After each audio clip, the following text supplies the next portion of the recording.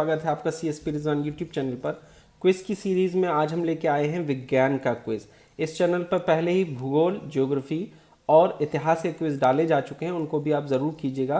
आज हम लेके आए हैं विज्ञान का क्विज। हमेशा की तरह 20 क्वेश्चन है, लेकिन इस बार आपको 5 सेकंड का समय हर सवाल को सॉल्व करने के लिए दिया जाएगा। क्योंकि ये पहला क्विज है, इसलिए आपको जो है ईजी क्वेश्चन दिए गए हैं। ये वीडियो डाला जा रहा है CSP रिजवान यूट्यूब चैनल पर। अगर आप इस क्रांति में नए हैं तो आपको इस चैनल को कर लेना है सब्सक्राइब, और सब्सक्राइब के साथ साथ बेल आइकन को भी दबाना है, ताकि जब भी कोई नया वीडियो या क्विज अपलोड हो तो आप तक उसका नोटिफिकेशन पहुंच सके। तो चलिए शुरू करते हैं, बिना टाइम वेस्ट किए शुरू करते हैं सवाल। पहला सवाल देखते हैं। अगर किसी वस्तु को 8 किलोमीटर प्रति घंटा की गति से आसमान की ओर फेंका जाए तो क्या होगा? वह अंतरिक्ष में चली जाएगी, वह वापस पृथ्वी पर आ जाएगी, फट जाएगी, पृथ्वी का चक्कर लगाने लगेगी।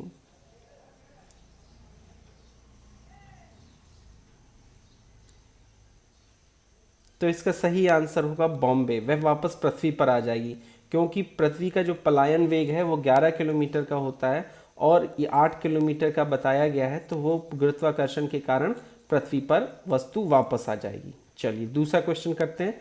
पेंडुलम वाली घड़ी कब तेज चलती है? सर्दी में, गर्मी में, बारिश में या नन ऑफ दीज?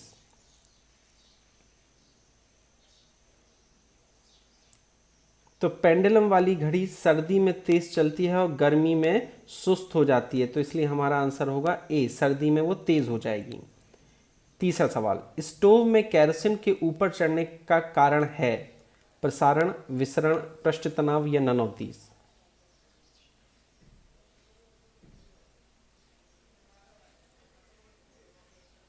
तो इसका सही आंसर होगा डी, क्योंकि केशिकत्व के कारण कोई भी स्टोव के अंदर तेल चढ़ता है या पानी चढ़ता है। जब आप दिए में रुई लगाते हैं तो रुई में भी तेल चढ़ता है। किस कारण? केशिकत्व के कारण। तो इसका आंसर होगा डी, केशिकत्व। बर्फ जमे तालाब में मछलियां जिंदा रहती हैं, क्यों?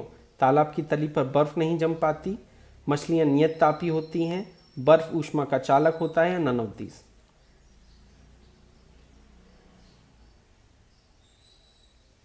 तो इसका सही जवाब होगा ए, तालाब की तली तक बर्फ नहीं पहुंच पाती, और जब तालाब में या झील में जब बर्फ जमती है तो केवल उसकी ऊपरी सतह तक बर्फ जमती है और नीचे का पानी अपेक्षाकृत गर्म होता है।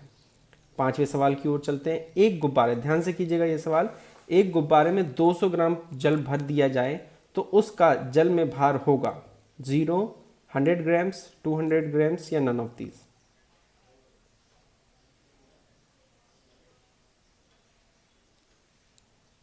इसका भी सही जवाब होगा ए, क्योंकि 200 ग्राम अगर पानी भरा गया है और उसको जल में ही डाला गया है तो बैलून का वेट तो होगा 0, और जल में जल को डाला गया है तो नीचे से उतना ही फोर्स लगा दिया जाता है, तो इसका आंसर होगा 0। चलिए छठवें सवाल की ओर चलते हैं। नदी की तुलना में समुद्र में तैरना आसान होता है, क्यों? समुद्र का जल नमकीन होता है, समुद्र गहरा होता है, समुद्र का जल हल्का होता है या नन ऑफ दीज?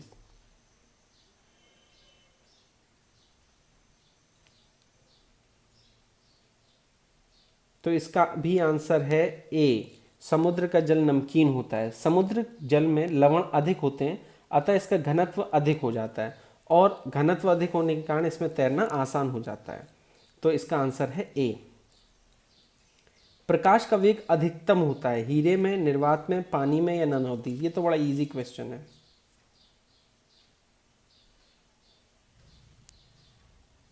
तो इसका आंसर है निर्वात। प्रकाश जो है हर माध्यम में चल सकता है, ठोस में, द्रव में, गैस में, यहाँ तक कि निर्वात में भी।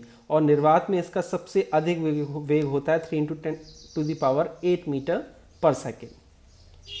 जब प्रकाश एक माध्यम से दूसरे माध्यम में जाता है तो निम्न में से क्या नहीं बदलता? वेग, पथ, आवर्ती या नन ऑफ दीज?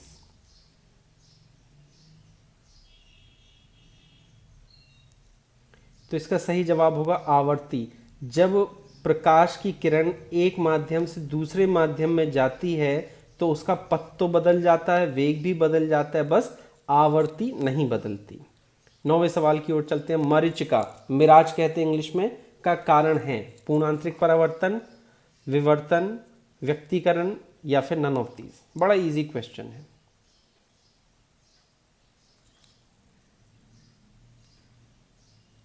सही आंसर है ए, पूर्ण आंतरिक परावर्तन। जब हम रोड पे जा रहे होते हैं गर्मी के सीज़न में, तो आप देखेंगे कि रोड में आगे की तरफ तेल जैसा कुछ दिखाई देता है, तो उसी को मरीचिका कहते हैं। और वो पूर्ण आंतरिक परावर्तन के कारण होता है। जो आसमान है उसका पूर्ण आंतरिक परावर्तन हमें रोड पर या रेगिस्तान में दिखाई देता है। यदि हवा का ताप बढ़ता है तो उसकी जल ग्रहण करने की क्षमता बढ़ती है, घटती है, अपरिवर्तित रहती है या नन ऑफ दीज?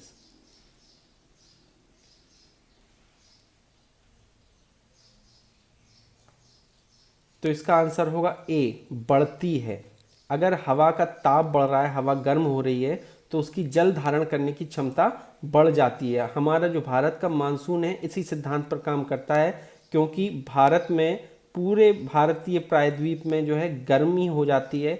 इस कारण हवाएं गर्म स्थान की ओर आगे बढ़ती हैं, और क्योंकि ये हवाएं गर्म होती हैं तो यहाँ समुद्र तल से वो बहुत ज़्यादा पानी लेके भारत की ओर आती हैं। दूर संचार के लिए कौन सी तरंगों का प्रयोग किया जाता है? माइक्रोवेव, इंफ्रारेड, विजिबल लाइट या none of these?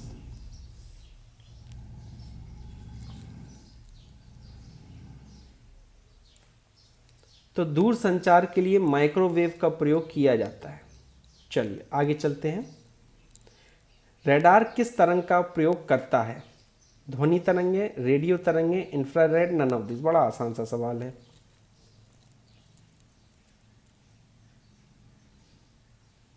Radar option B सही है, रेडियो तरंगों का प्रयोग करता है। डेसिबल का प्रयोग किसे मापने के लिए किया जाता है? हीमोग्लोबिन, वातावरण में ध्वनि, पेशाब में शर्करा या नन ऑफ दीज?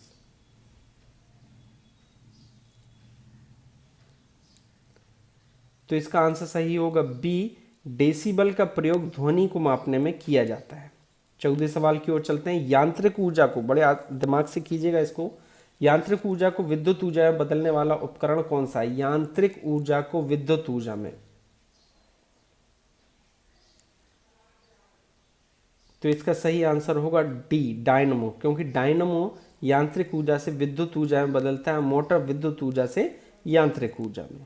चलिए, 3 पिन, ये थोड़ा सा ट्रिकी क्वेश्चन है। 3 पिन वाले बिजली के प्लग में सबसे लंबी पिन को जोड़ा जाता है।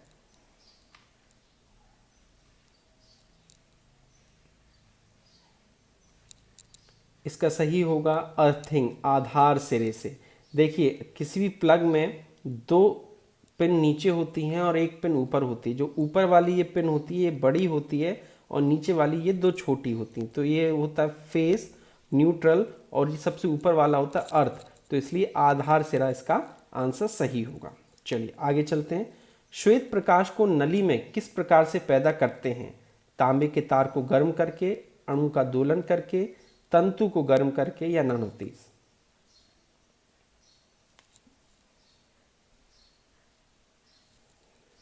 तो इसका सही आंसर होगा सी, तंतु को गर्म करके। श्वेत प्रकाश को नली में, नली मतलब ट्यूबलाइट, तो तंतु को गर्म करते हैं ट्यूबलाइट के अंदर और उससे प्रकाश पैदा होता है। अर्धचालक का प्रतिरोध गर्म करने पर किस प्रकार से प्रभावित होता है? बढ़ता है, घटता है, स्थिर रहता है या नन ऑफ दीज?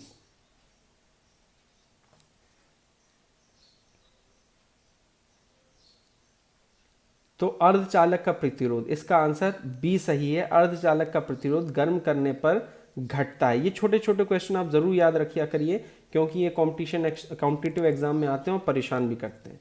निम्न में से कौन सा एक अर्धचालक है? सिलिकॉन, सेरेमिक्स, लोहा या नन ऑफ दीज? तो लोहा तो बिल्कुल भी नहीं हो सकता है इसका आंसर, क्योंकि लोहा एक धातु है। इसलिए सिलिकॉन इसका आंसर। हमारे कंप्यूटर, मोबाइल वगैरह में सिलिकॉन, हरे कलर की एक चिप होती है, उसको सिलिकॉन कहते हैं। तो सिलिकॉन एक अर्धचालक है। 19वां सवाल, निम्न में से कौन सा परमाणु ईंधन नहीं है? थोरियम, प्लूटोनियम, कैडमियम और नन ऑफ दीज?